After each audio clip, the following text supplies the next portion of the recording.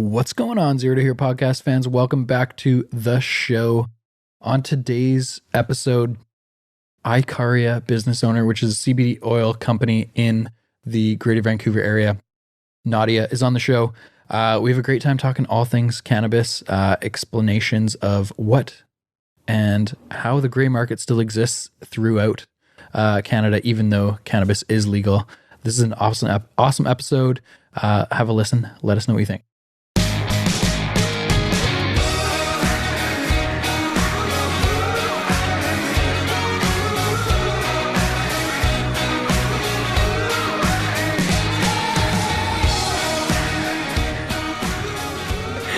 You live downtown. I do live downtown. There's been a few climate change rallies recently. Carl, were you at them? I was not. Or did you just do the creative for all the signage? Pretty much. All the memes you saw out there, that was on me. Have you kept I up to saw date them with from windows, Okay. but I didn't have a chance to join. this? Okay. I was just doing some brief Googling. I have a job, so I wasn't able to partake. I mean, they're quite fun, if you ask me. They seemed I would pretty go entertaining. if I remembered to go. They said about over 100,000 people went. Wow, that's a lot. Isn't that What, insane? last Friday? No, to Just the overall? first. Oh, to the first one. Was that when that Greta Thunberg was speaking? No, when Greta was talking, I think it said something like 8 to 10,000. Gotcha. But at the first one, which was the big one, which was maybe a week or two ago, maybe 2 weeks ago, it said there was 100,000 people. That's crazy. That's a That's lot insane, of That's people. a lot of people. Did you see on any of the social media signage that people are bringing? Like, There was a lot of very creative. they were very good, especially when they're kids and they're so cute, holding the little save our planet. It's Yeah. so cute. I just want to be okay, I will, just for you. Have you done much research on climate change stuff? I mean, I feel like living in Vancouver, it's impossible not to. totally. It's just in your face. Yeah. And then you go to Toronto and people are like, oh, have you heard of climate change? And you're like, what? And they're like, yeah, so I'm trying to convince all my office about it. And you're like, huh? What? You're like, And what year you're is this? Why are you trying to convince anybody? They're thinking that they're so ahead of the curve on the East Coast. So you're like, oh, sorry, Toronto's not East Coast. They usually get irritated when people say that, and the east of us. But yeah, I feel like living in Vancouver, it's always in your face, no? We've had a couple environmental scientists, I guess, Oh, wow. and climate change specialty type people on the podcast. Amazing. So it's cool to hear a scientific perspective rather than just social media negativity. Yeah. So what are they saying? They're not as scared as what a lot of the public are talking about, Okay. and a lot of the people that go to these types of rallies are talking about. It's just more it's going to be a long time before anyone in North America feels any effects from it, hundreds of years. Okay, so and we don't care about the rest. Just Well, joking. no. I'm teasing. What There's still- about the rest of the world? Who's going to feel it first? The people that feel it first are the people without money. Exactly. What do you mean? So poorer countries. Oh, don't have money. Sorry. people I thought you said do have money. I'm wait, no, those are usually the last ones. Because if water levels are rising, right? New York is going to be able to build a wall around it, right? To Okay, kind of yeah, that's do true. all that. Hong But Kong, poorer same. countries and islands and stuff, Yeah, that's true. they're not going to have much choice. But I also saw this video of even if they do all melt, we still have a lot of land. Oh yeah, yeah. I'm oh, okay, we're good in Canada. It's just the coast will look different. Yeah, the coastline, yeah. Luckily, we live next to Whistler. Some of my questions were more around another podcast that I heard with Joe Rogan, who this guy's done a ton of research and is more just his goal is to bring awareness to the negative effects of climate change and what we're doing to the earth. Mm-hmm. And it's more the far end of the spectrum in terms of the worst possible outcomes. Mm-hmm. And so in bringing this up with people who actually do this for a living and are much more educated on it than me, it just seems like that is kind of a really far-fetched option. It's potential. Mm-hmm. It could happen, but it's one scenario and no one really knows until the earth actually continues to warm up. Totally. It's just this could happen, or it could be 6 degrees of warming instead of 2, which this guy is predicting. Gotcha. Anyway, I just think it's like so interesting to hear other people's perspectives on it too. Yeah, but I also think that we are quite good at problem solving as human beings. So I feel like if we really want, like if the developed world is feeling the effects of something, they will come up with a solution to the problem. Like I feel like if the world where there is money and there is power and they feeling it, they'll solve the problem. Like there's a lot of, I feel like, creative, smart, intelligent people that will, like if we could get to this point, we could get to. I agree 100%. Yeah. As soon as a company figures out how to monetize cleaning with the climate or whatever, we're good. We're good. Yeah. I think that's all it is. Right. Yeah. Or as soon as they're like, oh my God, we will fail if we don't do this. Yeah, then they will. Or profits are being hurt because of this or whatever. Yeah. As soon as money gets involved, we're good, basically. Like gasoline motor vehicles. Like what is GMC going to do? Move to electric. Well, yeah, but they're Or something else. But electric is not very, like, it's dependable whether it's clean. So I haven't done that much research on it, but I've just heard some claims, and I don't know if they're true or not. Just like the energy to produce an electric battery compared to, or produce an electric car versus producing a gasoline car is just like triple or more. But also, we don't actually have enough resources to produce all the electric cars. Sure. So, and then also, it depends where you live. So here in BC, we have pretty clean energy. But what about the places where they don't have clean energy? Totally. So, yeah. So it's just also questionable. Didn't Canada pass something that said by 2040, they're not manufacturing no diesel cars, no gas cars, I think. cars. I think Germany and France passed that too. And Denmark. By Denmark. Is it the same year? I think they're all in the same general timeline, yeah. Interesting. But we'll see. Yeah, we'll see how that plays out. So I guess it gets to a point where we just start finding gas cars. Like, how do we get them off the road completely? I think what they were talking about for this 2040 is that they're not going to produce them anymore. But they're not, like, you can't really tell a middle class family that they have to buy a brand new $30,000 car. Right. But I also was listening to something recently, and I wouldn't be surprised if it was like John Oliver, to be honest with you, because that's how I get my news. About in a lot of countries how, not a lot of countries, in a lot of cities in the States, how the car companies are lobbying basically anti-buses, and how basically they're trying to have more cars on the streets. Yeah. So again, maybe trying to reduce amount of cars in general and trying to have like car shares or better public systems and public transportation systems and all that stuff will maybe long term have also better environmental impact. Speaking of car share. What is happening in Vancouver? Why won't they allow car share to come here? We have Evo and car and... No, I mean like you mean Uber and Lyft. Wait, I thought they did. Yeah, Lyft but you have to have starting. a stupid license. You have to have a commercial They're driver's making it license. hard, yeah. So you're class 4. So they're making it really hard for people to even... Guys, you know what? I'm from Russia, and Russia, it was never as socialistic as Canada is right now. It was like the dream of like Lenin and Stalin to become Canada one day, where you can fully tell people what to do and not to do, and everybody gonna love it too. Toronto has Uber, right? Yes, Yeah. You're from Toronto? For a long time. I lived in Toronto. Yeah, like for like 6 years. How much better is that system? I don't even remember. I feel like it's so far away from really? us. Like it was so good, I chose to forget. But then I feel bad for taxi drivers too, because you're like, well, this is their job. So I do not feel bad for taxi drivers. Here's a good example. I saw a Facebook article today. A woman and a man talking. I feel so bad for them. I don't. I'm sure there's nice taxi drivers out there. That's the balance of the two energies, right? No, this is good. I just don't think they're in Vancouver. I think there's nice taxi drivers. They just don't drive in Saturday, Vancouver. I went out, nobody showed up. Like I know. I was like, couldn't get a taxi for 30 minutes. Then I'm like, okay, I guess it's car to go. This article I saw on Facebook today Some taxi driver picked up a tourist in Vancouver or whatever, and they said an address. And they were downtown. They were going to another place downtown.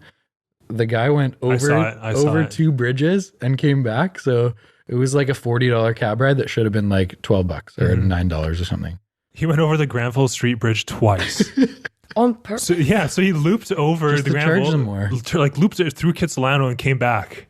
Oh my God. How did the guy The guy was watching? He had it up on his GPS and he was tracking it. That's so I'm not crazy. gonna lie, I'm pretty sure that happened to me like many times all over the world. sure. Like that for sure happens all the time. When you're a everywhere. tourist, yeah, you have no idea where you're going. But apparently Google Maps has a thing now. So anywhere in the world, if you're in a taxi, you can pull this up and then it'll tell you if they're cheating you. Oh, If they go like 500 meters, I think, out of the way, like off the main road, then it'll tell you. What is that called? I forget. Oh. Just Google it. We'll tell you. That's pretty useful though, eh? Yeah, no, for sure. But also I find I've been to a few places where those like Ubers and car shares, I guess they're called, are safer than taxi drivers because anybody can pretend to be a taxi driver. Totally. Versus if it's an Uber app, then it's say or Lyft or whatever, then it's Because safer. you have everything's through the app, right? So you know what he looks like, what he's driving, the license plate, everything. Totally, which is so counterintuitive for me because I'm like, oh, taxi drivers should be the safest, right? But it really. But you don't really know Totally. who's driving. Yeah, right? no, for sure. And you don't know if it's a random car who just put a taxi thing on their car. Could you imagine like 10 years ago thinking that one day we're just going to get into random strangers' I know, cars and they're going I to take know. us to where we want to go? That's what we did. That's what we did in Russia growing up. You just go in the street and hitchhike. A different Really? world. Yeah. It was my totally. gosh. It's totally like Uber, but just like less advanced. Like there's no. I mean, you can get killed too, but you hope you don't. Are you paying them? Yeah, you pay them. Yeah, you just hitchhike and then you're like, I'm going there, and they're like, oh, I'll like drop you off this much money. Okay, no. Next one. Just a side hustle. Yeah, but it's like it was super. It's not normal at all right now, but it was super normal when I was growing up. Like I was growing up in the 90s. Like if you don't do it, it's strange if you don't. That kind of thing. Like We grew up very differently. yeah, I'm aware. You guys are like, don't go to your next neighbor's house. We were like alone on the streets at the age of Seriously. 6, doing our own thing. Basically like taught or brainwashed not to talk to anyone you don't know. Right? Just kind of like keep your head down. I mean, we're taught that too, but we're definitely way more independent as. But I feel like in Russia, it's more like a whole community feel, right? Like you know your neighbors, you kind of know who's around you. You have people that look after you a little bit. Yeah, not so much now. Since the USSR fell apart, it became like a lot of people say in Russia that it's Russia wanted to be like the States, and now it's like in front of the States, like capitalism wise. Gotcha. It's just a lot of like just even more capitalistic, more hardcore, like more cutthroat, more. So it's just like more everything. Interesting how quick that's changed, eh? Like this. Yeah, wow.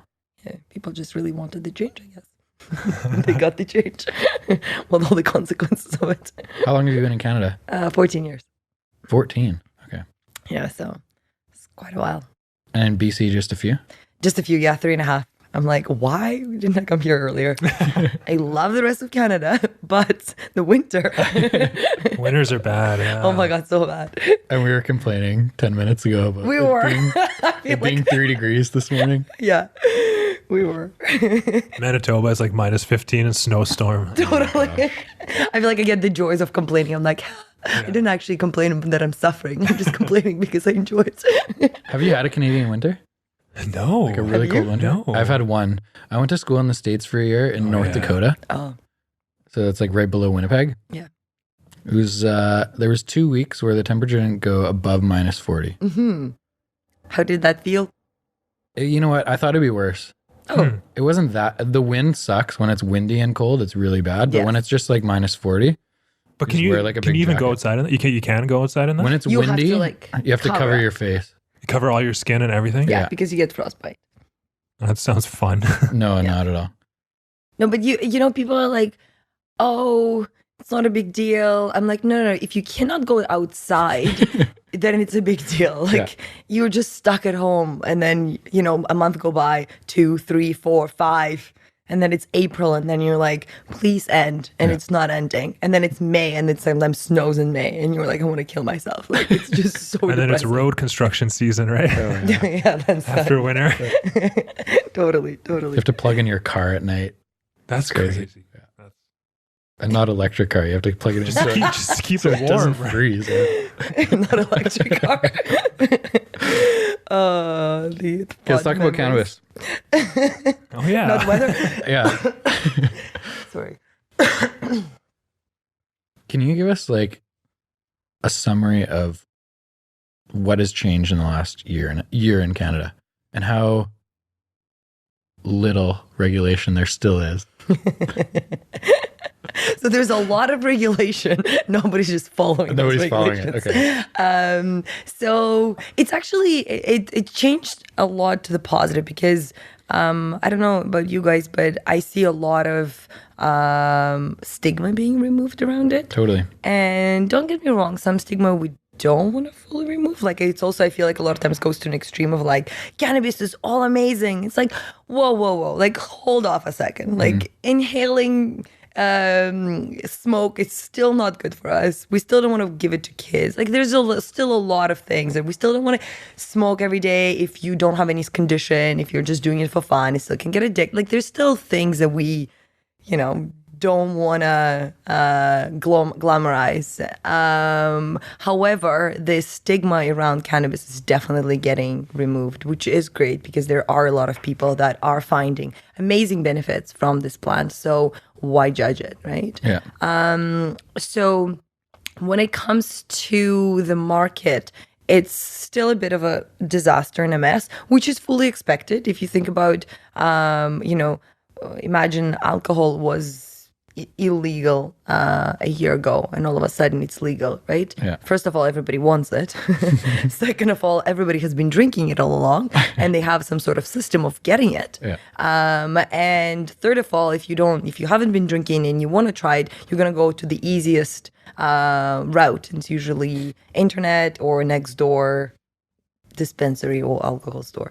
So it's a lot of, it's still, government is still struggling to obviously control it all because there's just too many people has been growing cannabis in a gray market. Too many people has been selling cannabis in a gray market, and too many people has been using cannabis in a gray market. How do you go from 100 to 0 over a year? You can't. So you must do it step by step, which they are doing it step by step. And certain, obviously, like if they also reinforce it too strongly too quickly, certain markets can collapse, right? Like we don't want to choke our growers that were growing it for the last generation, and they can be growing the most amazing cannabis. And why would we want to kill that market, right? Right.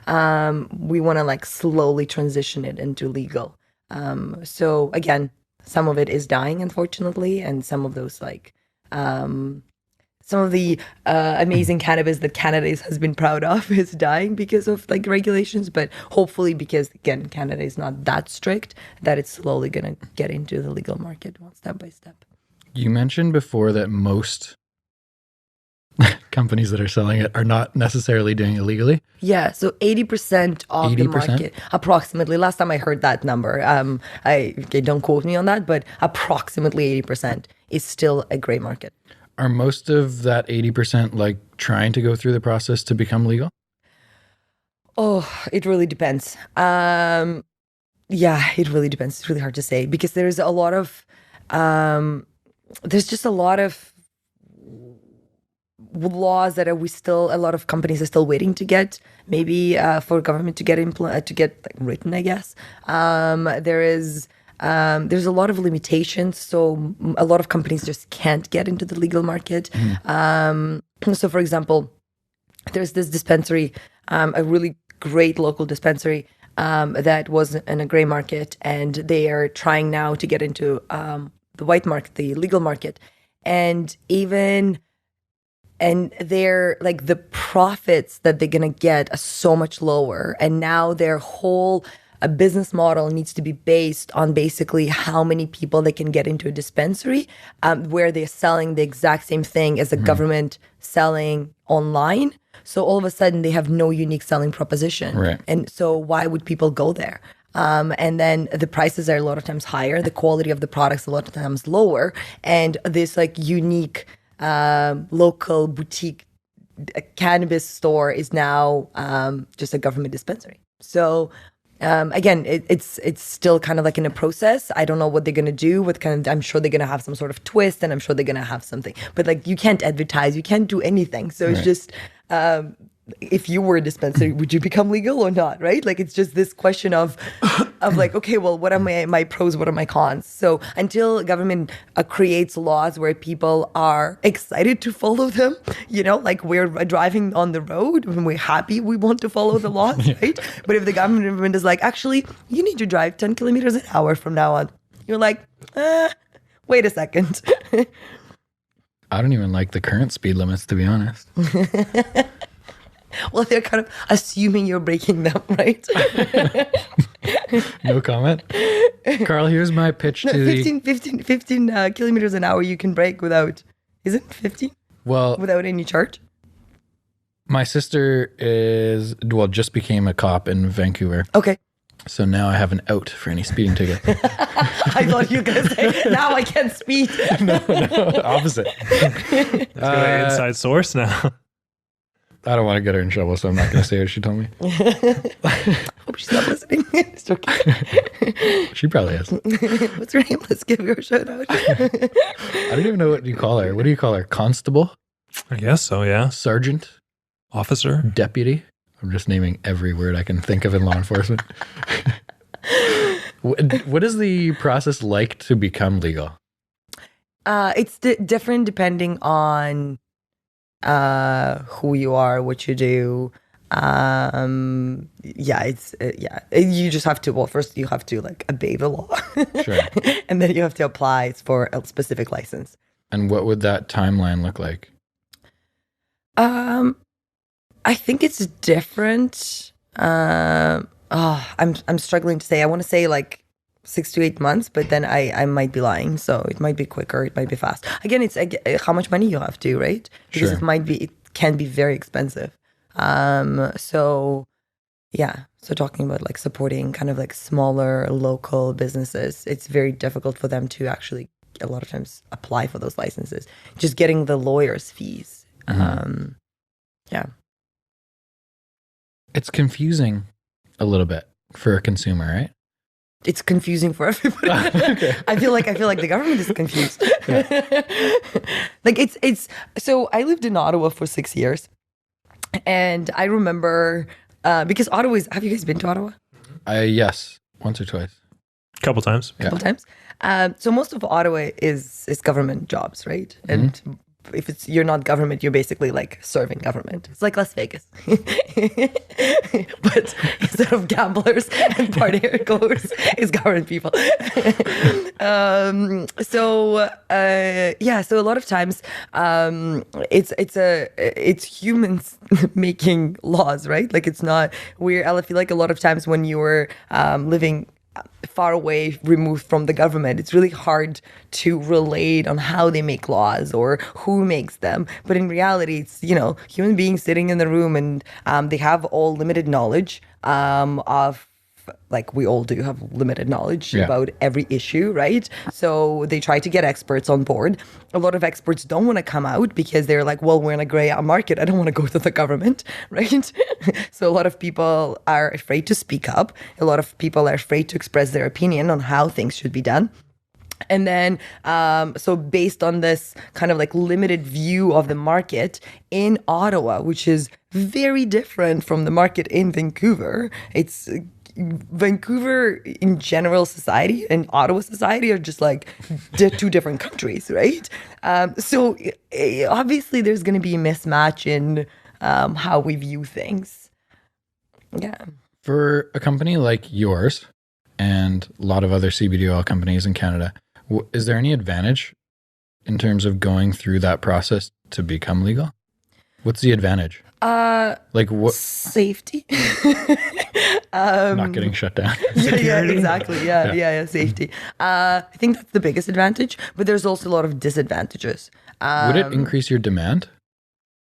No, it might decrease my demand because my distribution channels would only be government, like government websites or government. You couldn't sell on your own website. No. It has to be their products, right? It has to be, yeah. And you can't do any sort of branding. You can't do any sort of like marketing. You can't make any sort of like, oh, CBD can help you with anxiety. You can't say that. So no claims. Like at all, no claims. Like, yeah. So all of a sudden you're like, well, how? Well, okay. Well, great. What am I like? How is that going to work? They're trying to run it like the liquor system, right? But 10 times worse at this point because right now, have you guys been to a legal dispensary? I've shopped online. That's it, but I haven't been in one. Okay, but you've shopped online. Yes. How do you even pick a product, right? Like you barely see. There's no information. There's nothing. Yeah. So because we looked at it when we had the other guy for the CBD thing, and they just had the micrograms, whatever the limits, and that's it. There's no real any more information about it. Totally. So they're doing right now with that kind of website, they're doing consumer a disservice. Right. Because they're first pushing them away because they're like, I don't have no idea how to pick. I'd rather go to a website where they actually explain things. Mm-hmm. And second, they are doing like a disservice in the sense that like, you know, you might be getting a product that is wrong for you. So you might actually doing yourself some harm, right?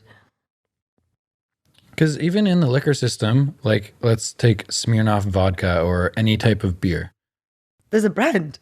There's branding and you can advertise outside of like on TV or social media or whatever. It doesn't really make any sense. Like I don't, what is their goal with it? I think it's to protect youth. I think that's the biggest goal. But they're not doing that very well. I feel like all Canadian youth is like smoking weed as we speak. I mean, that's a good point too. Yeah. Because, youth is gay. Yeah. If teenagers want to get something, they want to get it. They will get it. Yeah. I don't get it. It confuses me. Just like what the goal is for them. Or does no one know? Or they don't even know? That's exactly. I don't think anyone really knows. So it's the goals. There are two goals. So protect the youth, and second goal is to make sure that whatever the customer is getting is what the package is saying, basically. So if it says it's I don't know, CBD 1500 milligrams, it is CBD 1500 milligrams. So they actually like checking it. So quality control is huge. Exactly. Mm-hmm. Yeah. But then again, a lot of brands are self-regulated because, you know, how else do you stay in business? You have to deliver on your promise unless you want to, you know, like one time sell, right? So how is a consumer aware of that though? Like, is there any consumer confusion or are they steered away from brands that aren't legal? It doesn't seem like it in Greater Vancouver. I honestly don't think that people know what's gray and what's not. Like, I think it's especially in Greater Vancouver area, everything's so readily available that you don't even think what's gray and what's not. Right. You just assume that everything is white. For a company like yours, how do you prove to consumers that what you're advertising is what they're getting?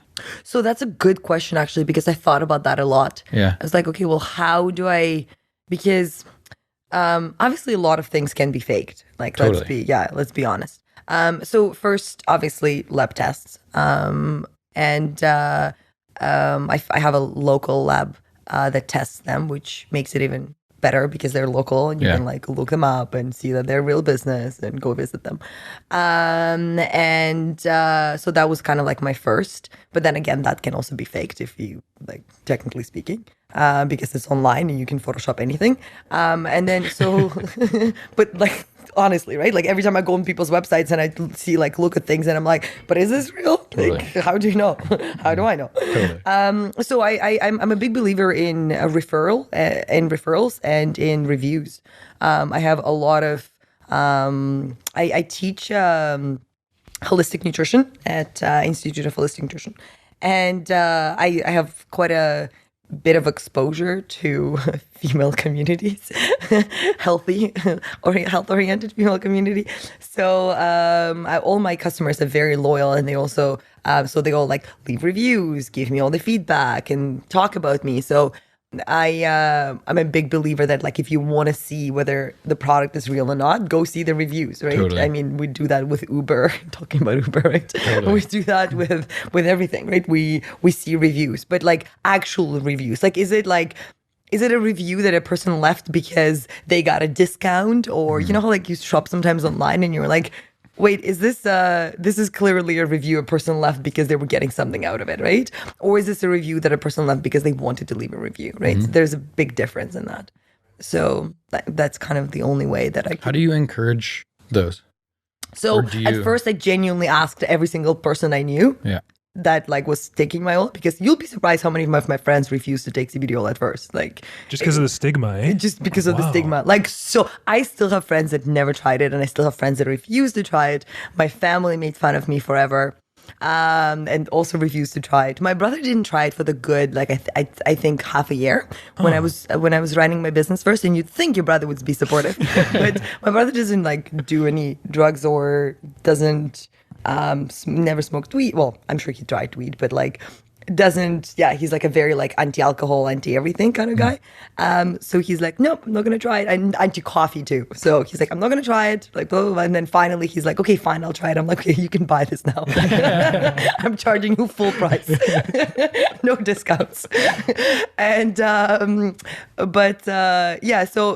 it would be kind of like people I obviously like maybe knew, but not, they weren't my friends. So I wouldn't, if they left a review, it would have been like a completely genuine review that they wanted to leave. It wouldn't have been like a friend that left me a review. Yeah. So, but you can see from my reviews that it's a genuine person writing like a letter basically of what the experience is. There's no like catchy phrases or anything like that. So, so just asking people. How did you get into CBD oil stuff?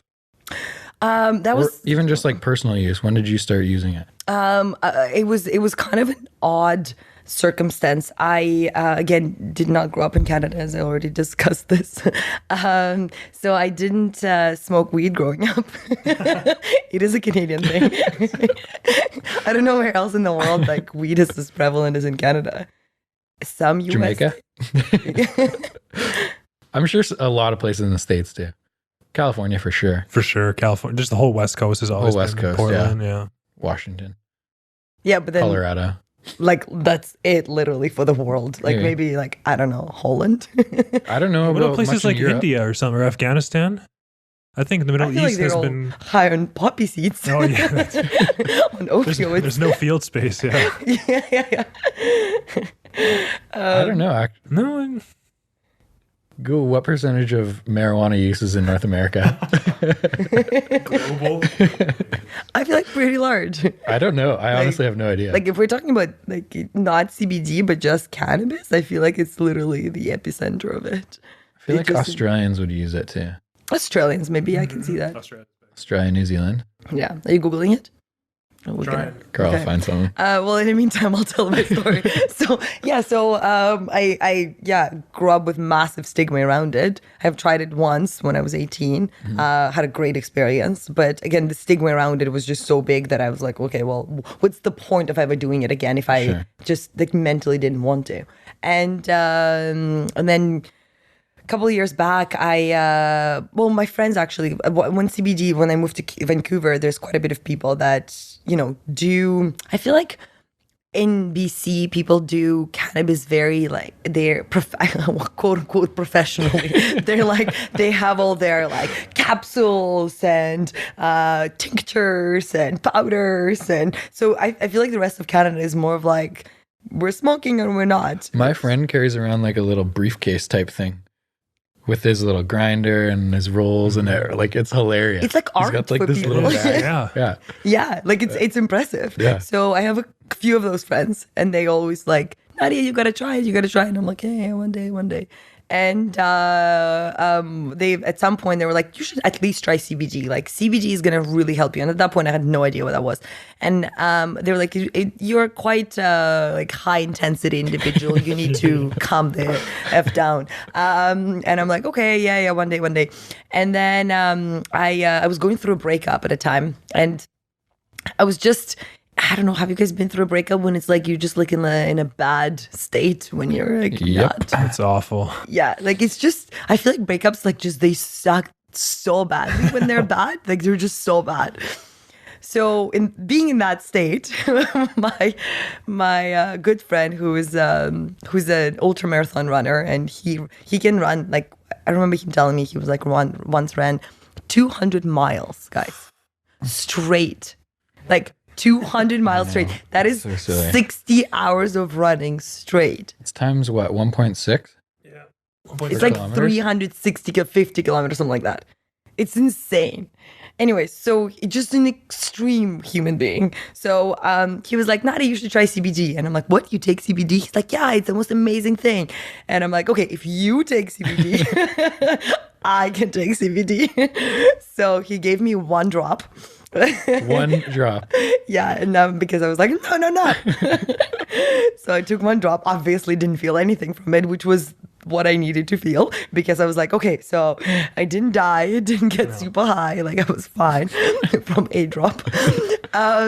Just to show you what my state of like fear and stigma was around it. Yeah.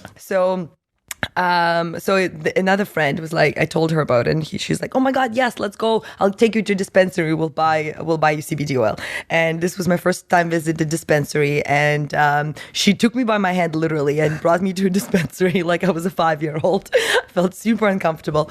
And so that's why I also sell online, actually, because I'm assuming that my consumer doesn't want to go to a dispensary because I don't personally. So Totally. yeah, like you're like just feel like a fish out of the water. You're like, I don't know what I'm looking at. Do you guys go to dispensaries? I do. I don't have a problem, but I know lots of people do. It just feels so uncomfortable. They just can't do it. Yeah, it's like any other store. It's like going to a health food store for the first time. You're like, I have no idea what I'm looking. There's a million supplements. I'm just gonna walk out.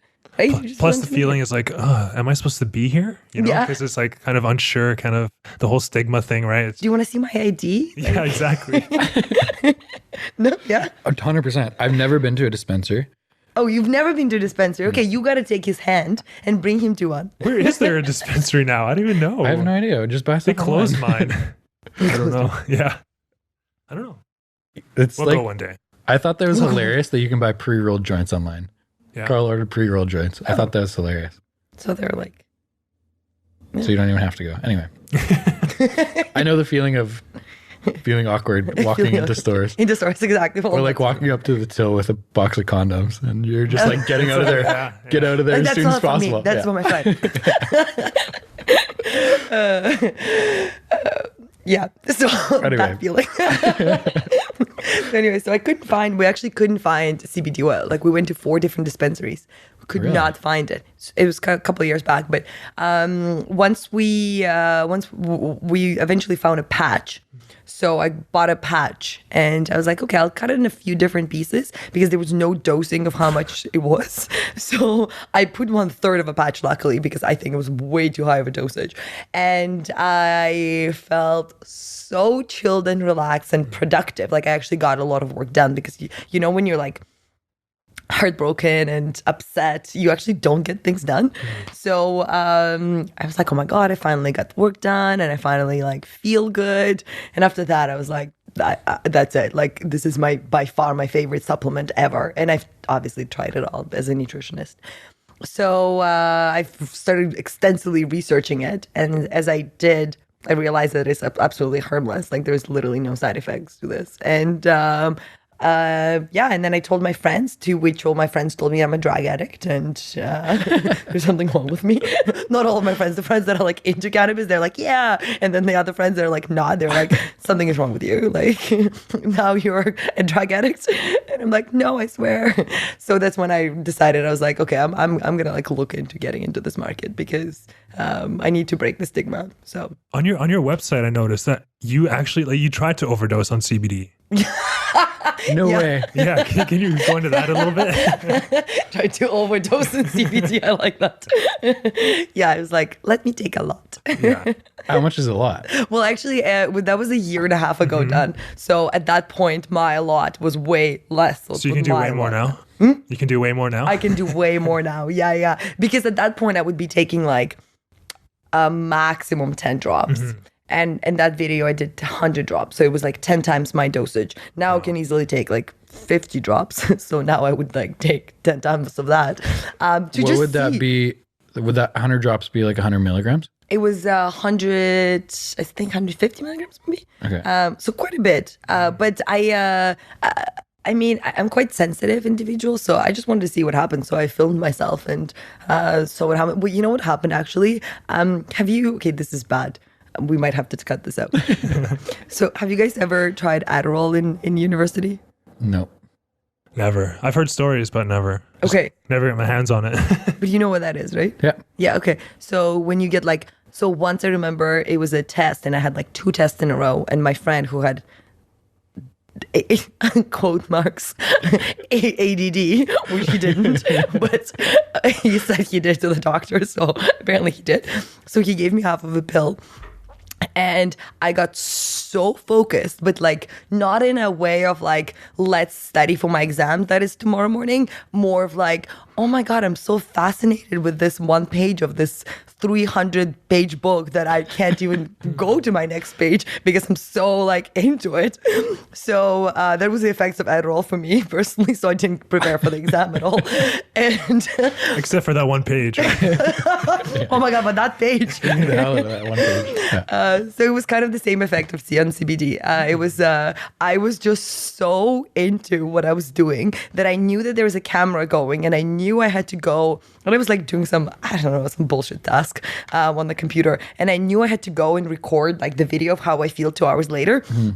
But I just couldn't, because I did record it because like I'm aware, I'm not high on it, like you're not feeling any different. You're just like, oh, I don't really care about this video anymore. I just want to finish this.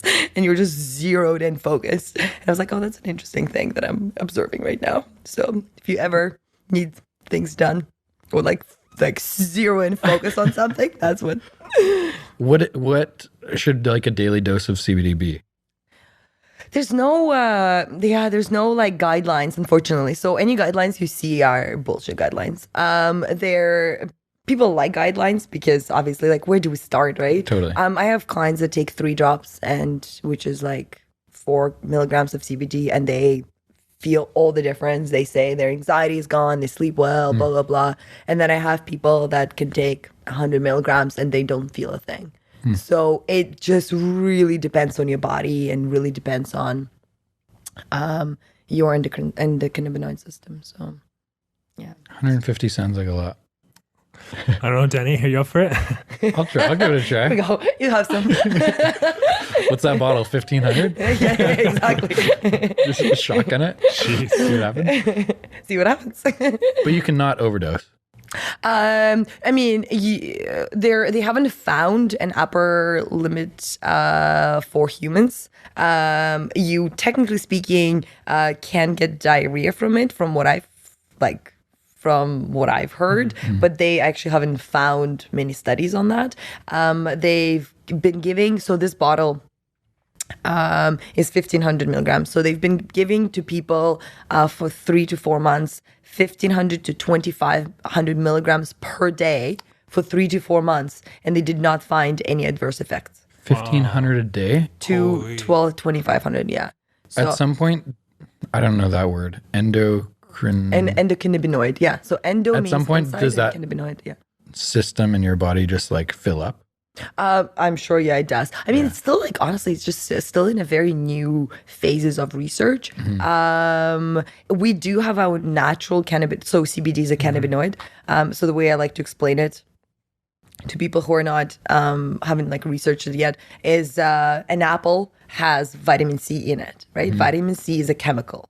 And it's one chemical, it's a vitamin, right? So in cannabis, there are cannabinoids, which is a chemical. And then one of the cannabinoids is CBD, which is like vitamin C. Right. Yeah. So it's like a specific one specific vitamin, specific cannabinoid called vitamin C, or cannabinoid. Right. Or CBD. Yeah.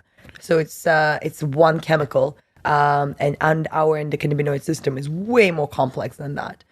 Same as our like vitamins, we need a variety of them, right? Some of them are produced, some of them we need from our food. So same with cannabinoids, like we don't actually fully understand it. We just see that it affects us and it helps us, and that's about it right now. Is there any fear of like potential long-term effects because there hasn't been any research really? Yeah, Or totally. very limited? Yeah. There is definitely. So far, people have been taking cannabis, and cannabis is one of the oldest cultivated Forever, plant. yeah. So there hasn't been on a wider scale, let's say, anything that's been reported from cannabis. So there isn't like a high fear of that. However, yeah, obviously, like I think that anything we put into our body, we should be cautious about, like, because if we take too much of something, is our body going to produce less of it, or is our body going to produce more of it so we can take less long term? Like our bodies are, unique, and our bodies are very delicate. So yeah, I feel like taking anything, you have to be more cautious. Do you get any pushback from consumers in terms of that you're not legal? Never yet. Never? No, never yet. I guess people are just so used to it in Greater Vancouver. Do you sell throughout Canada? I honestly don't think that a lot of consumers know that they're like. I had a lot of idea. like going back to Right. our conversation earlier. I just don't think it's a like a common knowledge. I think it's more of a people don't ask, and nobody talks about it. Yeah. And no one is regulating No. Yeah. So the it's kinda 80%. like self-regulated. Yeah. Which is, honestly, like a lot of markets are mostly self-regulated. Like we don't act like government doesn't actually check most of things. It's kind of like you driving again.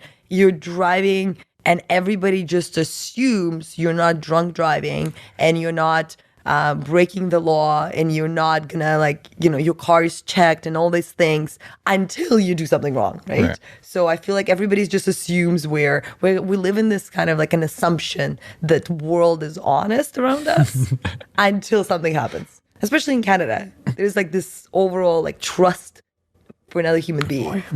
No? Yeah, I guess so. I trust Carl. I don't even have a CBD company. What made you want to start a company? Obviously, you were excited about the results that it kind of gave you. Honestly, just to spread the word. Yeah.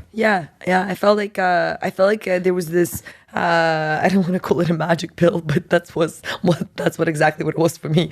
And because I don't believe in it, but I don't believe in magic pills. I believe it's like a holistic approach to everything. But there is this solution that I found, and it's not available, and there's stigma around it. So as a nutritionist, as a person who has been in the health industry for a while, I'm like, well, I think I'm a perfect person to do this because people trust me, and because also there's another thing. Cannabis market is like male dominated more than I think tech market or any other male dominated market. It's like 90%. You go to like any cannabis expo, it's 90% men. So I also as a woman, I'm realizing the older I get that most of companies that have women targeted are created actually by men. Talk Lululemon, La Senza, or Victoria's Secret, or La Gris West, that I'm a fan of since recently, and I googled it and I'm like, oh, this is created by men as well. What in my life isn't created by men? Which I don't mind. Obviously, you guys are way better businessmen, because a lot of times I find business world is just like I'm generalizing. Obviously, there's a lot of amazing female businesswomen, but generally speaking, male qualities are more admired or more looked up in the business world, right? More like cutthroat, more action based, more do versus female energy is more of like reflective and more compassionate and more like, oh, what is going to be the effects of my actions? So so that's why like Wall Street is mostly male, right? It's just the energies. There's no right or wrong. But I just felt like there's another business where women can greatly benefit from, and there's no women that are, well, there are female brands for sure, but there are like very little and very few of them. So I felt like there was a big market opportunity. How did you go from never using cannabis? Like, where does the business start? You have this idea, you want to obviously be a female run company targeting females. I went to Lift Expo and I was like... And just met a bunch of people? It was like a light bulb then went on. I'm like, that's what I want to do. First of all, I went to Lift Expo. I thought I'm going to walk into, you know, a Lift Expo, Cannabis Expo in Vancouver. Okay. It's around North America, I think, or at least Canada. You walk in and I thought I'm going to walk into this like... I took a friend with me because I just, again, felt uncomfortable.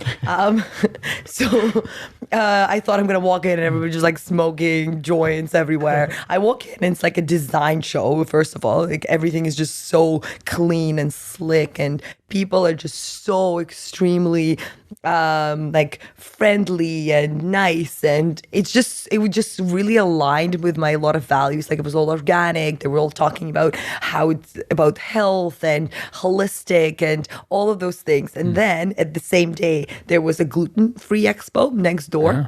And because as a nutritionist, I'm like, I should go see it too. So I went to see it and it's all like junk food and all these like, I don't know, terrible branding and like overly like, I don't know, people that are like making all these like claims that I didn't agree with. And I was just like, oh, I got so put off by that. And then I go to this, Cannabis Expo and I'm like, oh, I'm like feeling so aligned with it. So yeah, it's just, you know, as a woman, I'm emotional. So things are based on emotions and feelings.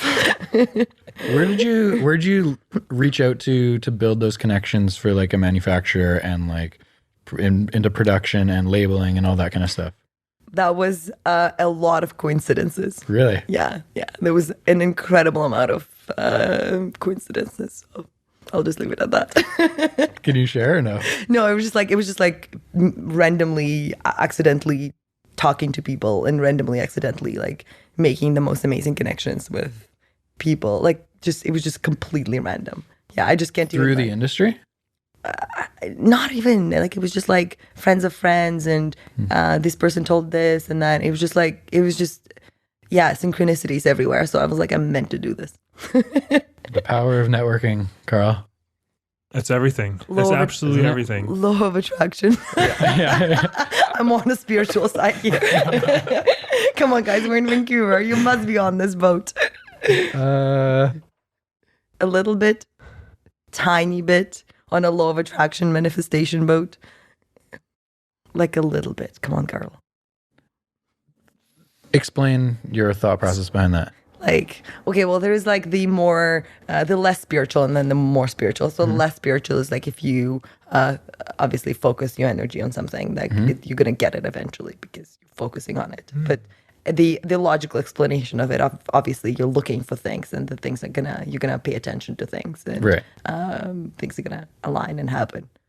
So that's the logical explanation. The non-logical is that it's all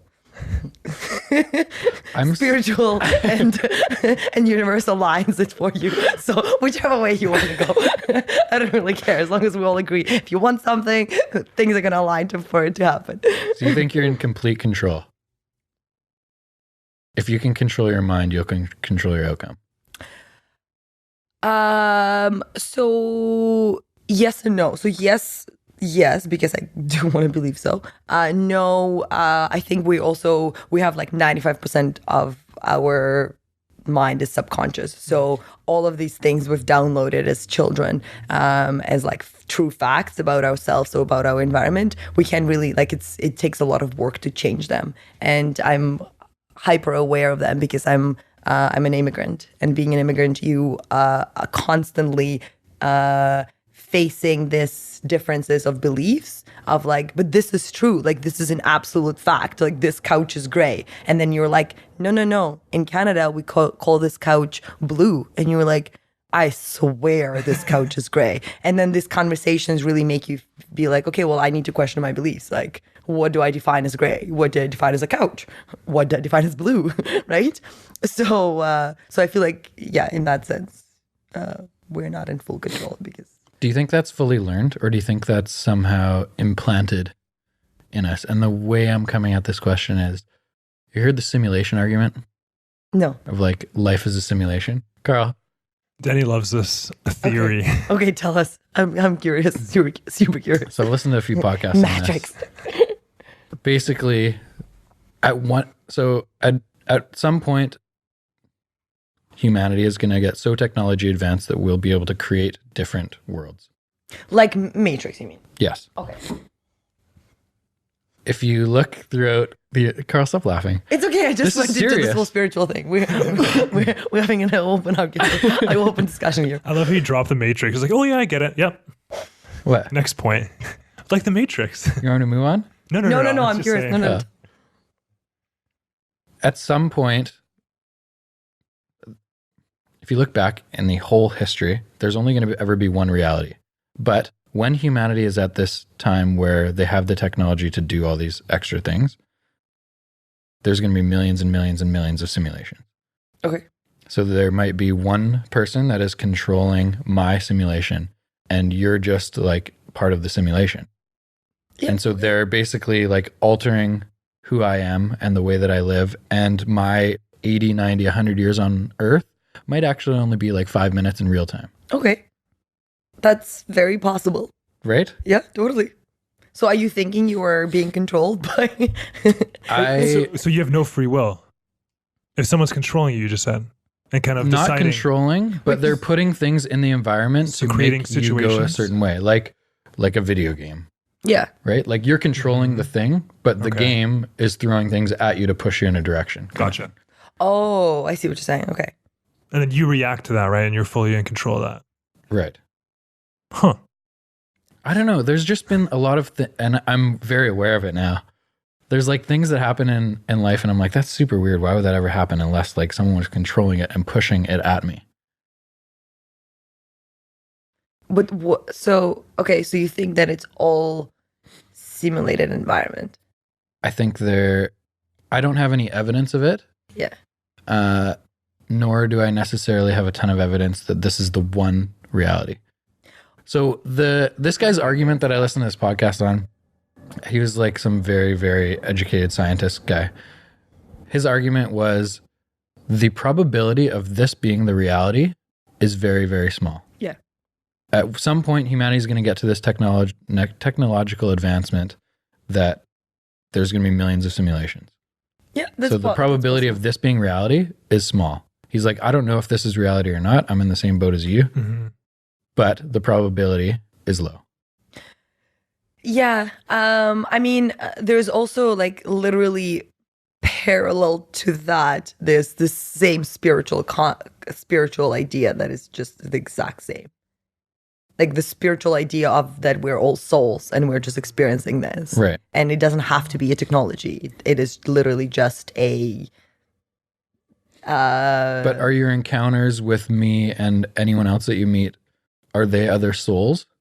Or are they... Yeah, but it's like super complex in a sense that like we are all engaging with each other as we are all like creating our own reality. I don't know. I read this book many years ago, and it's called Our Mathematical Universe. And it was basically, the book was about multiverses. So like our universe is one universe, right? Yeah. Happened, like Big Bang has happened, mm-hmm. and it's still expanding, right? So what are the chances that there's somewhere else that there is exact same Big Bang has happened, right? If universe is absolutely endless, then there's probably another Big Bang that happened somewhere, right? So this conversation with the three of us could be happening somewhere else, but on a blue couch. Totally, right? But in a parallel universe. Yes, exactly. So this is second multiverse. Then there's a third multiverse of mathematically speaking, they are thinking that there's actually not 4 dimensions, so including time being one of the dimensions. Mathematically speaking, I think there was 9 or 11. I can't remember, but let's say 9. So there's 9 dimensions. We just can't see them, or like we can't perceive them. It's kind of like if we're really tiny and we're like on a let's say a tube, we will never know that it's like a tube. Right. So it doesn't have to be like a linear dimension. Right. But mathematically speaking, that's what they've kind of concluded. And so this is the third multiverse, because so there can be different dimensions as we speak in this reality that we just can't see. And they're like either really tiny or really large. And then the fourth one is quantum physics, the fact that each particle can exist in different places until there is an observer, right? So basically every possibilities there is, it exists until we observe it, and then it collapses into whatever we observe. So this is the fourth like multiverse. So basically they're saying that mathematically speaking, we should have 4 multiverses, but I mean, we can't see them, we can't prove them, only mathematically. Carl, right? So, I know. So all of this is possible. What we're saying. What? I guess like Went off tangent. yeah. How do you not make yourself go insane? Yeah. You're just like thinking Just about keep all thinking stuff. over and over. Yeah. But you don't. You just live life. Like, we're gonna die. It doesn't matter how many universes there are. Well, maybe we're just like playing into the simulation's hands. But then you know what? Building on your previous podcast about like how we were all like chasing things and spending money and like struggling with all of this. The capitalism of this world, like, and talking about multiverses or reality simulations or whatever it is, like, screw it all. Like, are you enjoying life or not? Right. That's the key, right? It's nice to know that we can even think about this and even discuss stuff like this, right? But totally, and that's why cannabis makes you chill, makes you relax and like be like, life is good. Who cares? You guys want to know the biggest weed smoking countries? Yes. Yeah. Canada. No. Guess what number 1 is? You'll never guess. No. You'd never guess? Never guess. Hong Kong. Iceland. Random. Yeah. What's their population? Probably like a couple 100,000. Apparently 18.3% of the population smoke. Per capita. Yeah. Okay. Oh. So percentage. Oh, because they have like 30 people. And then US. It's probably like a couple 100,000. It's probably pretty small. Yeah. No, I think that's exactly what it is. Then it goes US, Nigeria, Canada, and then Chile. Nigeria and Chile. Those are the top 5. Wow. Based on population, based on population But percentages. Nigeria has like 180 million people. I don't remember that, but it's something crazy like that. You're close. It's have no crazy. idea. I looked at it pretty recently. Yeah, It me actually too. blew my mind. Yeah. It's like the fastest growing population in the world. It is? Yeah. It's Oh, going to be shit. the 3rd biggest population by 2050. Nigeria? Nigeria. Yeah. Wow. Yeah. That's not a very big country, is it? 191 million right now. Wow. Yeah. It's crazy. Oh, Wow. shit. Random topics, guys. I love this podcast. Right? I'm like, can I come here every Tuesday? Can I be your co-host? Totally. Guest host. Once a month we have a guest host. Nadia Pretty just good. comes back. That's why when people ask me about structure or questions I'm going to ask, I'm just like, I have no idea. We're just going to like chat about whatever comes up. Potentially about Nigeria, potentially about multiverses or stimulation of the universe. One thing is, you're going to learn something. Yeah. Take something out. Or hear my simulation theory. Yeah. What do you think about that, Carl, actually? I don't know. There's no. Honestly, Carl. I'm serious. There's no answers. You've heard me talk about it a couple times. Yeah, I mean, like Nadia said, it could be a possibility, but it's just one thing we can talk about forever and ever and not really know. We would never find out. How do you find out? I don't know. Kill yourself and then hope Unplug? that you're going to wake Yeah. up. Oops, I was wrong. Yeah. Well, that's the thing, Have you right? guys seen that movie? Which one? The Discovery, where like No. people discover, so somebody discovered there is an afterlife, and basically half of the world killed themselves. Whoa, no. And it's like a movie about a guy who was the son of the guy who discovered it. And he's like Dad, like what the hell did you do? It's like dark comedy kind of style. Oh, like that's interesting. Yeah, it's semi good. Yeah, It's called Discovery. the Discovery, new? I think maybe like 3-4 years. Yeah.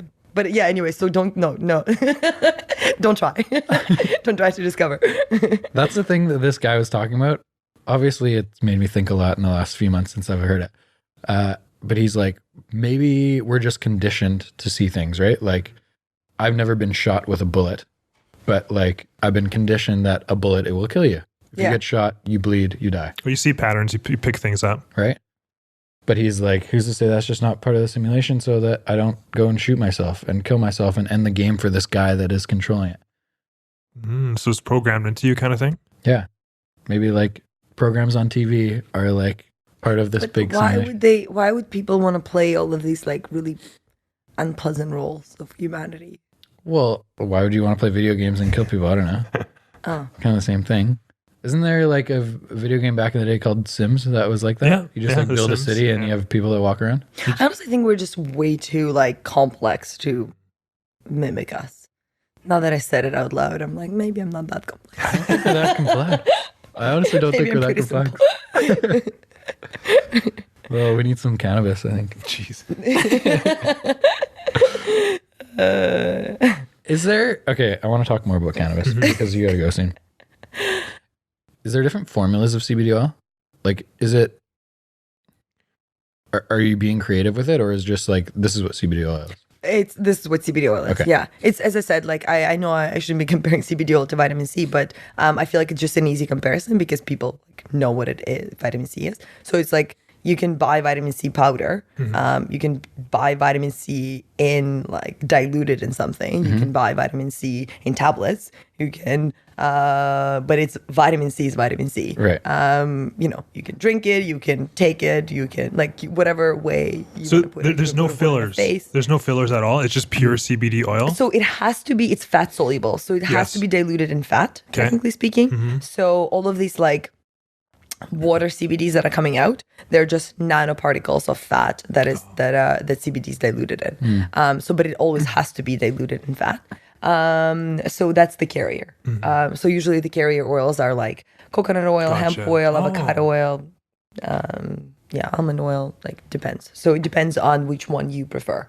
I personally like hemp oil with my CBD. I feel like it works like coffee. You know, you drink coffee and then you think coffee works right away, when in reality it actually works in 20 minutes only, right? So with me and CBD, it's kind of the same thing. Like if I taste the hemp flavor right away, I'm like, oh, it must be working. I must be feeling better. Placebo effect kind of. Yeah, works like it works magically, right? But then it actually works after. It's same with coffee, right? Like if you drink decaf coffee at first, you're like, yeah, but then if it doesn't work, you're like 10 minutes later, you're like, actually, never mind. This was a decaf one, right? Just the smell almost like feels like it wakes me up, right? Totally. So, but that being said, the most popular CBD oil that I carry is no flavor. Oh. So, because at the end of the day, people, I think, dislike hemp flavors still. So I'm like, okay, well, yeah, if you don't want flavor, go ahead.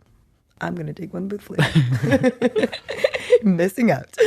So there's no difference between the CBD oil for females and your unisex one? No difference other than the marketing. Packaging. Yeah, totally. It's amazing how many questions I get about like from men. I get a lot of emails. I got an angry email once from a gentleman, really? Like a long angry email. Like it was like extensive of like how I'm basically discriminating and how I'm losing this market and blah blah blah blah blah. And I'm like, I don't go into a barber shop and start yelling that you're discriminating against me. Like, but then, I was like, okay, well, I guess I lost a client.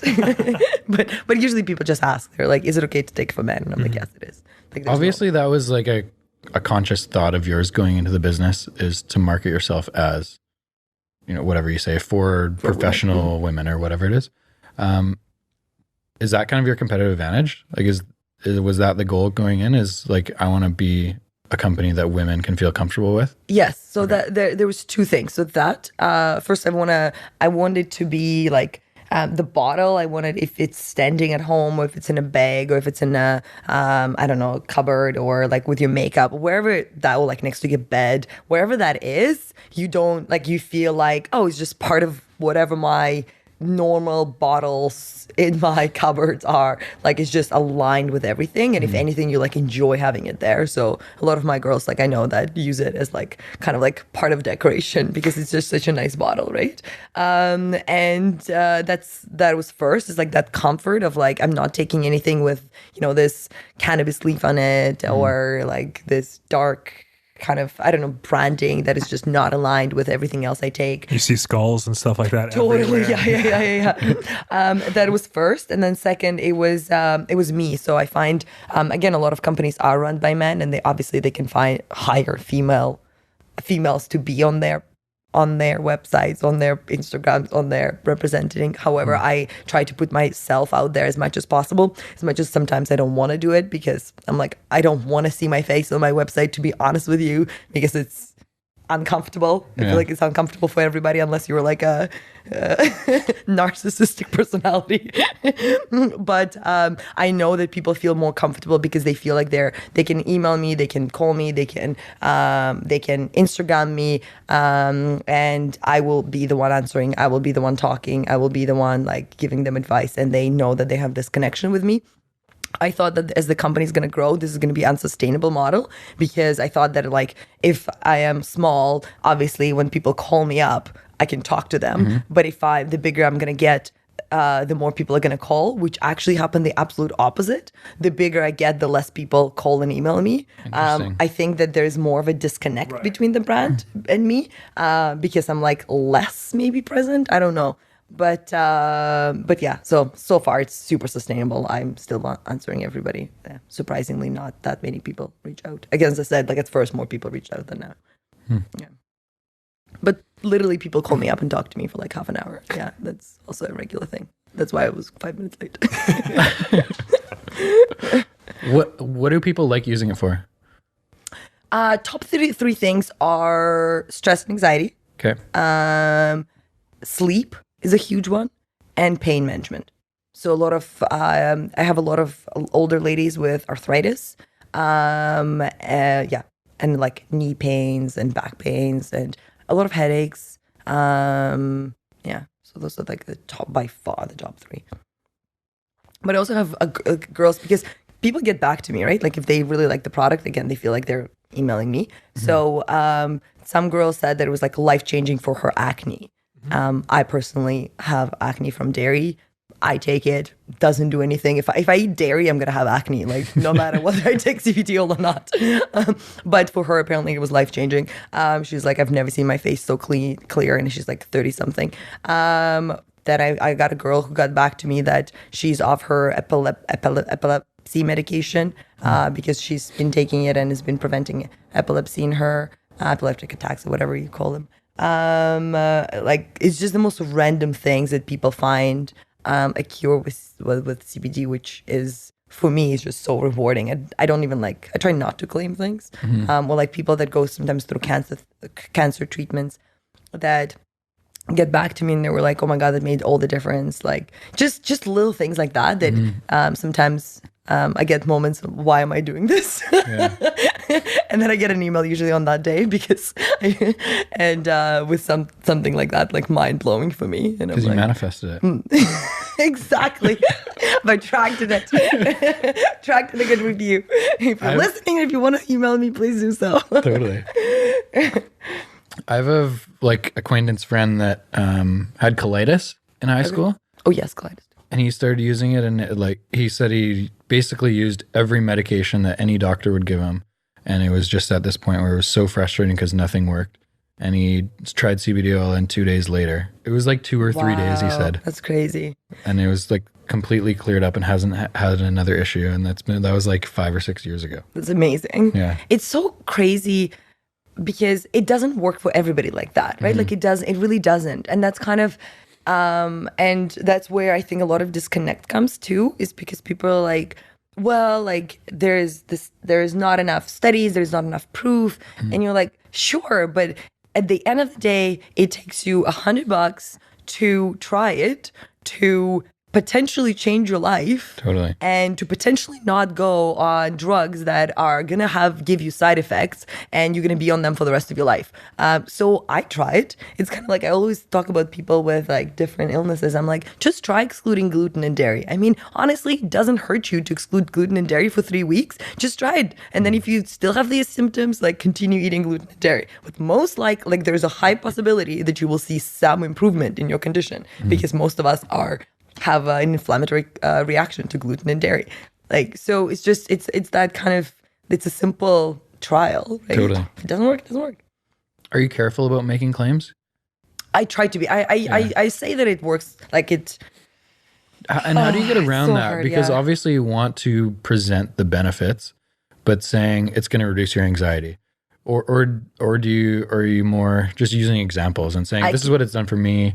I've had customers say these things, kind of thing. I try to say that, and I try to say words can, might. Sure. I try not to say words like will for sure or like, yeah. It's really, I mean, I have a lot of blog posts, so I'm sure somewhere along the lines I am saying will and are and is and stating.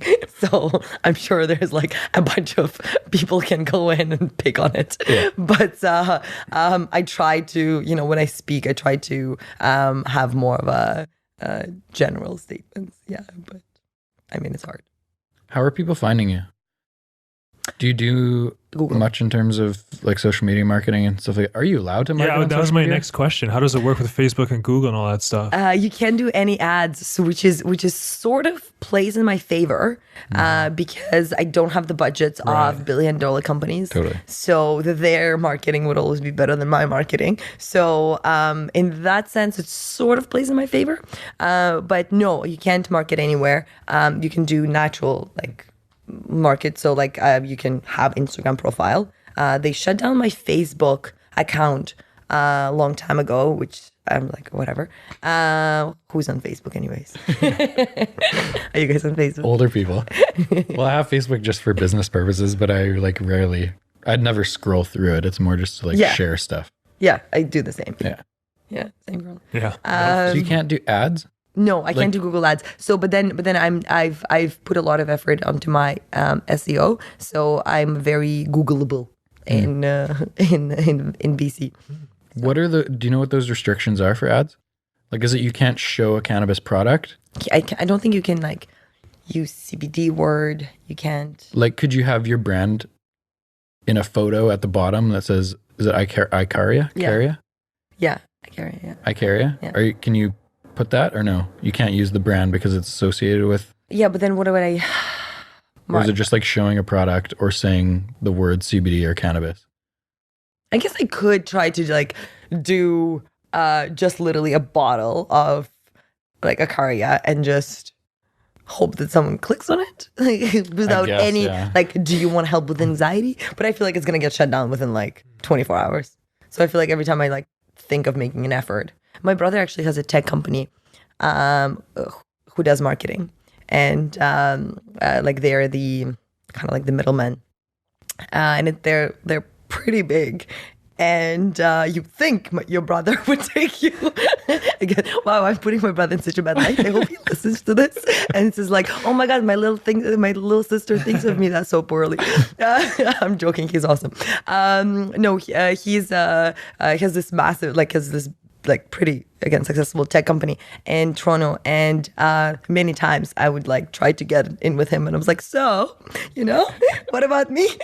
Your sister. So he's like, no, Nadia, my whatever, the people that approve ads, they don't approve you. And I'm like, oh, come on, can you threaten them that you're going to fire them if you don't? So, no. What other ways do you market then? This.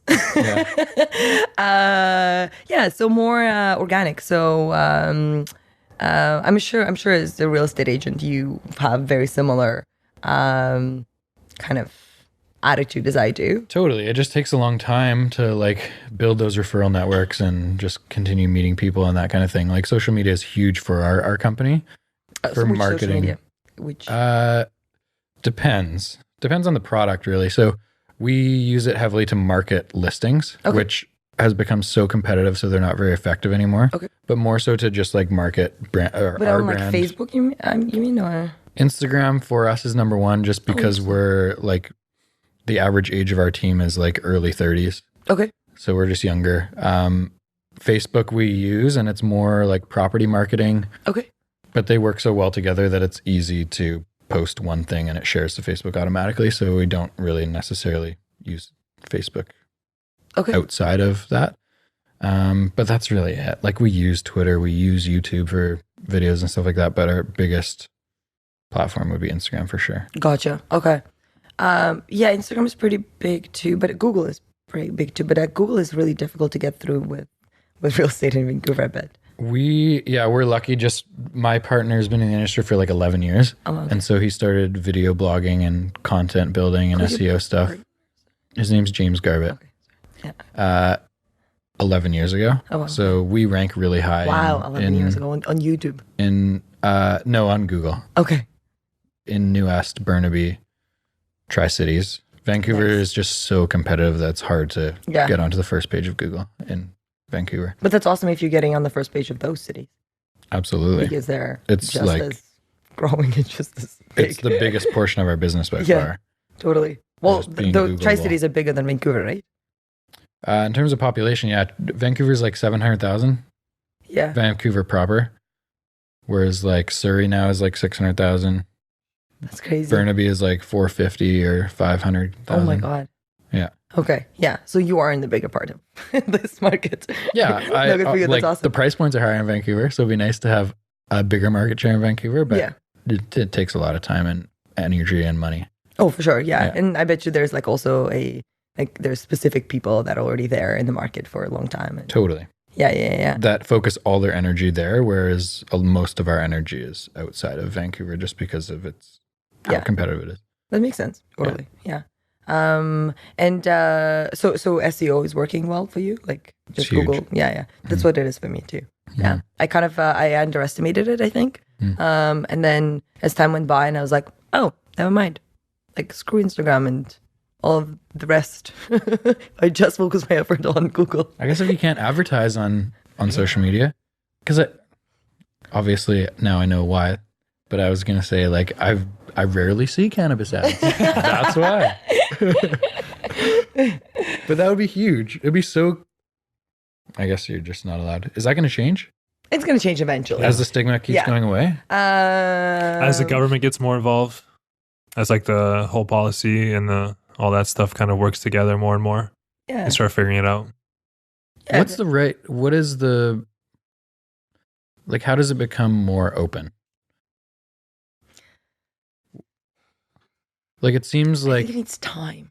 I honestly do. I just think it needs to time to breathe and stabilize and see where the holes are and see what the consumer wants. Mm-hmm. And I feel like it just needs time. It's like a newborn, right? That just needs time to learn how to walk and talk. So yeah. Where do you see it going? Do you see it like government run liquor stores where they have a shelf with your product, they have a shelf with Carl's product, they need to make it way more lenient then. So they can't where do you can all this, brand and market yourself. Totally. Yeah. It's sold here or whatever. Then it would work eventually. Right. Yeah, because then eventually that will take over. But it needs again, it just needs time, honestly, which is fine, right? We've got time. Nobody's going to jail for anything. Nobody's getting people obviously getting fined here and there, but again, it's pretty calm and stable right now, in my perspective, in my perception. Stigma is getting removed, things are moving along, they're implementing new laws. It's moving along. It's not. I don't want to leave kind of a negative outlook on it. It's just we just gotta be patient. We can't have this massive change happen in a day. Totally. You know, the prohibition was there for how many years, how many decades. So this will take 5 to 10 years to stabilize and get to the place where we're oh, this is a stable liquor market. And once it gets there, we're gonna look back and be oh, what were we so worried about? Do you sell throughout Canada? Excuse me. Yeah, no worries. I do. Yeah, I ship everywhere in Canada. Yeah. What is it like crossing? You can't cross borders. No, you can't cross borders. That is like that is like a real offense. Is that going to change? They're Is that even gonna farther away? eventually exporting laws, but yeah, we're gonna like with liquor in the States, you're allowed to bring back like one bottle or something. But yeah. like, in the States, like weed isn't federally legalized. It's just state by state. Right. So that's a problem too, right? Right. Totally. But just in general, I feel like do not come back into Canada with weed as well. Like, do not leave Canada, do not come back, like, do not bring CBD, even then you're like, oh, but that's not weed. Like, do not bring CBD. Like, you just don't. Like, you just stay safe. Why risk it? Yeah. It's like, yeah, just don't. I feel like we're very, like in Canada, we're kind of aware of the fact that we shouldn't be bringing things in, because I feel like a lot of countries in the world don't actually have this strict policies about bringing things in. And I'm not even sure why. I think it's because maybe we are like technically on an island. Well, everybody's technically on an island, but but like North America, I find is way stricter than like when you're in Europe, you can cross border with like prosciutto and nobody's gonna say anything. You know what I mean? I remember I played basketball at UBC. We went to a tournament or a game in the States on a bus. One of our team managers had like packed lunches for everyone, and in the lunches there was an apple. Can't do that. And the apple, apparently you can't travel with them if they have a sticker on them. But if you take the stickers off, this is what the guy said or something. Oh, then it's Anyway. like your like grown apples. I don't I don't know. This is a long time ago. But I just thought it was so ridiculous that like it's that strict that you can't take a piece of fruit across the border. That's crazy. Yeah, like I don't think it's ever like anywhere. I've never ever seen it ever in the world. Like you can bring in anything Europe, like nobody. But I feel like they're because they're so like there's so many other countries, and you can't really control that. No. Yeah, versus here, you're like, oh, we are alone with the States. Yeah, totally. Yeah, so. And then there's Mexico with, the whole border. I don't think they're bringing apples. What ways do you take CBD right now? Is the most common is the oil? The oil. So there's a few different ways. So there's the most, so the kind of like the most effective way is inhaling it in a sense of like it gets absorbed into your bloodstream right away. It's the highest absorbability. However, I feel like, haven't we already agreed that we shouldn't inhale things? Yeah. Like, have we not talked about this before? Have we all talked about like it's just, anyways. Has been I don't know if you guys heard about it, a huge scandal in US about certain e-liquids, like the vaping, there's like a few people died. So again, not to scare people off, if you need it once in a blue moon, take it. It's not a big deal. It's just more of a regular use. I feel like we already established that it's not good. Then it's tincture, so sublingual, so under the tongue. So that's the one I prefer. So as soon as you put it under the tongue, there are tiny capillaries and vessels that will just absorb it. And that's kind of the best way. And then it goes in your bloodstream, and then it's effective within 10 minutes. Then the next one is to swallow. So whether it's food, whether it's tablets or capsules or whatever it is, I'm not a big fan of it, just because most of our digestive systems are quite screwed up. As a nutritionist, that's kind of what I focus on. And most of us have issues with digestion. So it's a very small amount of CBD that's going to get absorbed. Isn't there things in your digestive system that are cleaning it out too, before it actually gets into your system? Like, is your liver cleaning? So digestive system, so it goes into the stomach first and then small intestine, and the small intestine, that's when it gets absorbed. Okay. But the problem is most of us have like issues with our stomachs and small intestines. So not to get into details, but then it goes into bloodstream and then into the liver. So then the liver usually gives the effects, then it metabolizes it. So, but with, so usually, it can be good for your digestive tract to like send CBD down there too, potentially, but it's just not the most effective way of using it. Then there are creams and different topicals. They are good for more of a specific location. So like if you have neck pain, to put it on your neck, or knee pain, you can put it on your knee. So that works too. But I, again, believe in more of a internal healing, because at the end of the day, we do heal from the inside out. Those are kind of like the 4 ways to consume. Is there a new drink that's coming out in Canada? Potentially, yeah. They just got legalized. A lot of They did get legalized? Yeah. So like drinks and edibles got legalized a week ago. Yeah, 2 weeks ago. Yeah. So there are going to be drinks and snacks and all this stuff that's coming out. Just see for yourself what works better for you. Yeah. I don't think it's legal yet, but I've heard some breweries are experimenting with CBD beer. Yeah, so you absolutely cannot mix cannabis and alcohol right now in Canada. But that's going to be the next legalization phase too. Totally. And in Portland, in Canada, in US, they are using it, and I've heard good things. I don't know, I haven't tried it. I mean, you can just buy CBD and beer and mix it. Here we go. Homemade. Have you tried it? No, I haven't. I feel like it's a waste of CBD a lot of times. Like alcohol is such a depressant. Yeah. I try sometimes. Okay, this is gonna sound bad, but I try sometimes because it will it really lessens my hangover. If I wake up in the morning I'm hungover and I take CBD, oh my God, like it's day and night. I said that to someone the other day and they're like, really? I'm gonna try that. But totally. I've done it a few times. Yeah. Absolutely. It's better than Advil for me. Yeah. And because it takes away that like anxious feeling too, because you know, that feeling of wanting to kill yourself. That feeling takes away. For me, it's like a waking up foggy, a little bit of a headache, and whatever, a few minutes after I take CBD, it's just like clear. The fog goes away. Yeah, totally. It's awesome. So sometimes I take it like before drinking too, just because I feel like if I'm like more chilled and relaxed, I'll drink less. It's like hydrating yourself before. Getting ready for the hangover, yeah. Okay, tips for hangover, for anti-hangover. No, for real though. Glutathione, guys. Glutathione is the bomb. What is that? So what happens basically with when you drink, your liver detoxifies alcohol, right? Because it's poisoned. And it detoxifies it through through using up your glutathione, which is like an antioxidant, and you need it to detoxify alcohol. So glutathione, so your body at some point is like, oh my God, we're low on glutathione.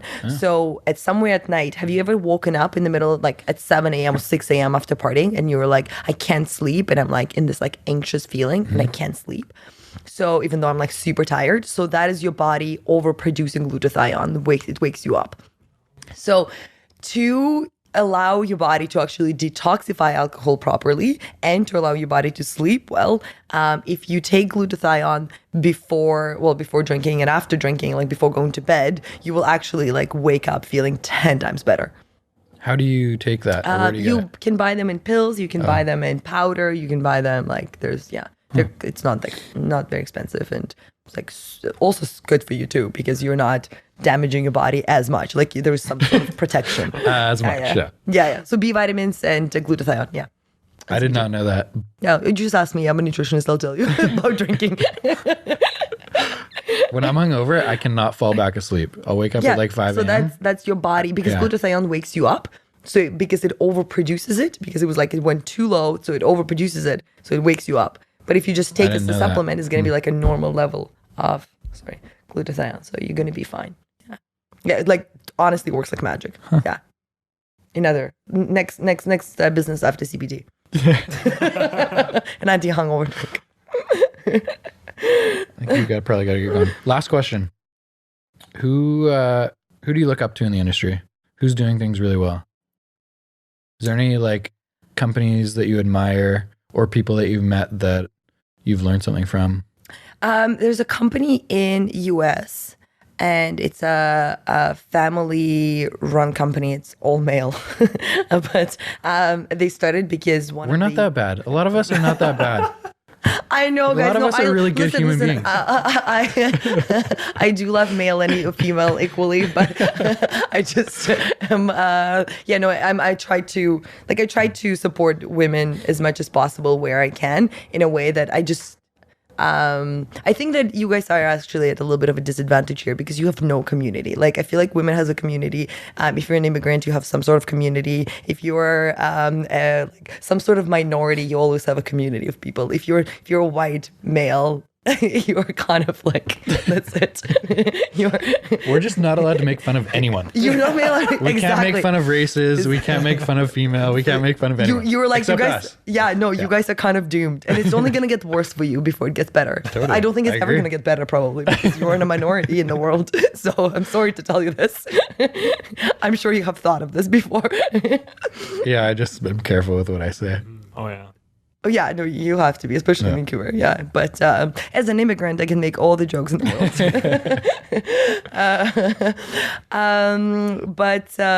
Yeah, so they started because one of the guys his daughter had seizures, I think, and it just feels like a very like family focused, health focused kind of brand that they just feel, I don't know, feel like something like a brand that I want to give a feeling to people. Like we can trust them, we can like grow together with them, like we can, have those experiences with this brand. Like it's just something that I like look up to, and I'm like, I want to use their oils, but I can't because they're in the US and I have my own.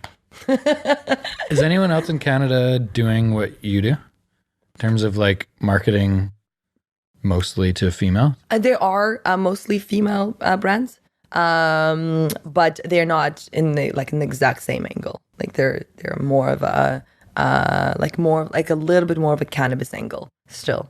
So it's Are they female owned? They're Oh, they are. female. Okay. Yeah. Badass females. I like it. Some, not all of them though. There's a local big company, like pretty big company local they're doing really well, and they're targeting females but owned by males. But all of those guys. But they're doing such a good job that I'm fully pro it, because again, that's going back to this idea that guys are good businessmen. Like I feel like they talk to guys. So I grew up with my brother, so I feel like I have a benefit of that because I have that. We're basically like twins, like in a sense, like I adopt a lot of things from him and he can adopt a lot of things from me. But it's that energy that a lot of women, especially when women hang out too much with women, it just becomes, it's not a very like business oriented environment. And versus guys are like, what's the hustle? How can we make money? Where's the opportunity? Like it's more more masculine energy. Like there's, again, not a right or wrong, but guys are doing a lot of times better in business. And yeah, so if they're spreading the message and doing a good job, that's what kind of stimulates me too, is like I find myself now that I'm 30 years old running a business, those conversations are more exciting to me than like conversations with friends who are talking about video games and like shit that I don't really care about anymore.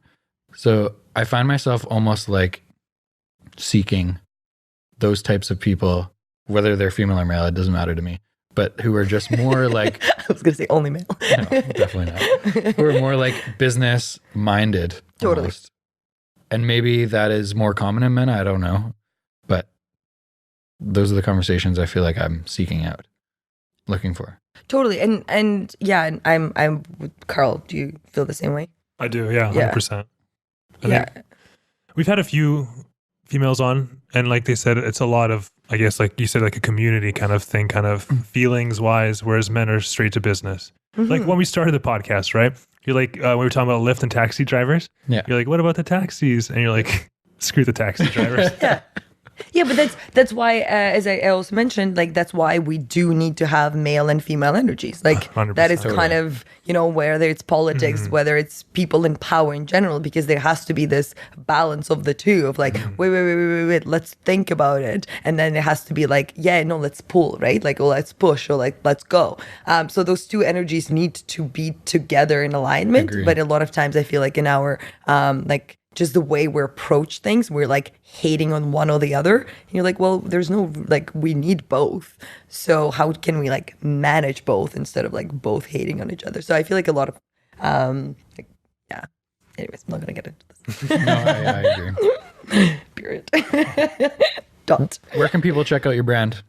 They can find me through a website. So it's ICARIA, ICARIA.co and .co. And my Instagram is the same. So at ICARIA.co. Cool. So, And if someone's never tried CBD before and they want to experiment, what would you recommend they start with? honestly, any of my products, other than like the newest one that is like the unisex one, that's the strongest one. So I would probably not start with that one. But any of the product is a good start. Like just pick whether you want to have flavor or no flavor, like hemp flavor or no flavor. Yeah. And go for it.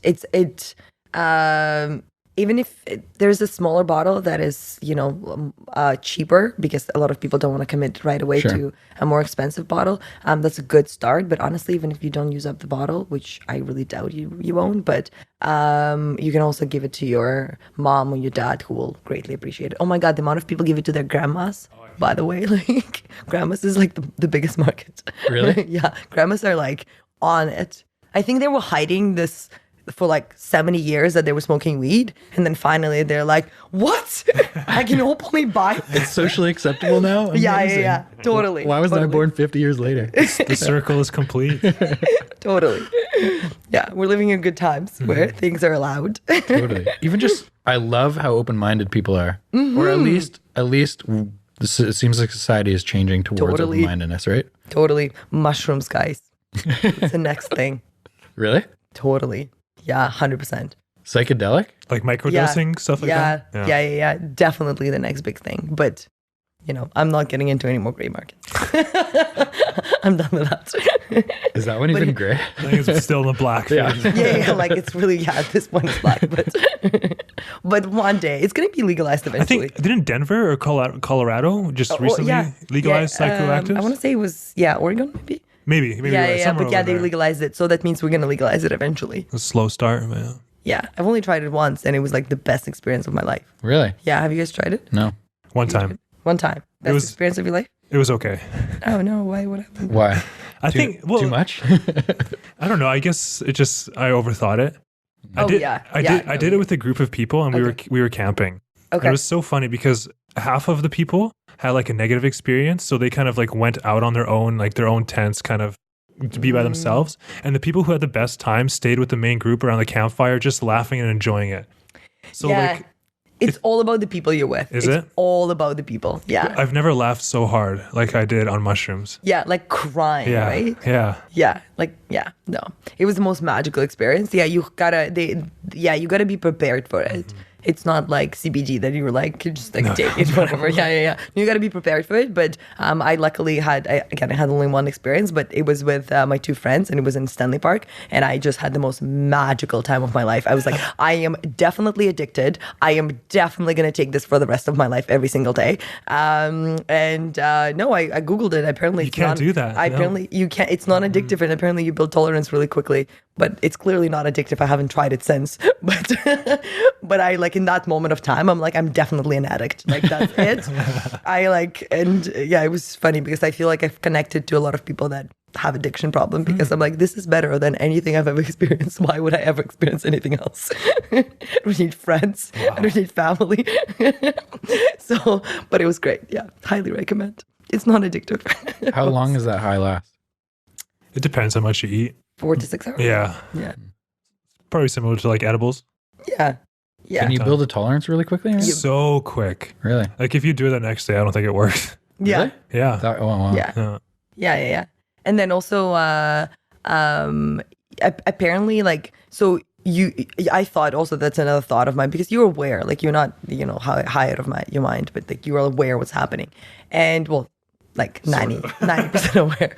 And you're, I thought that I'm going to have the worst hangover after this. Like I'm probably going to die out of depression tomorrow because I feel so good today. There's no way I'm not going to feel good tomorrow. And no, there was no hangover. Mm-hmm. There's literally, like, apparently I've, again, researched it after.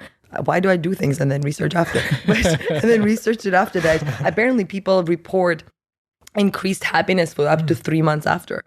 Like you were just happier as a person after. So every 3 months, a little mushrooms. Joe Rogan loves mushrooms. Yeah, for that. Yeah, he loves all his psychedelics. Yeah. Yeah, I haven't tried it. But I heard like people use mushrooms too sometimes to get off other addictions. Have you I heard can that? see that. I can see that. Oh, Like they use alcoholism CBD and- to do that too, actually. Yeah. Yeah. I mean, CBD is obviously not as powerful as mushrooms, but apparently, like CBD is right now being studied for like anti-addiction effects. Wow. Yeah, but we'll see what happens. Yeah. All right, let's get out of here. You gotta go. Yeah. Thanks so much for coming on the show. That was a lot of fun. Yeah. Thanks for having me. I kind of want to just like come here as I said every Tuesday session. So we decided not to have any more guests. We decided to have Nadya for the rest of this. Thanks for having me.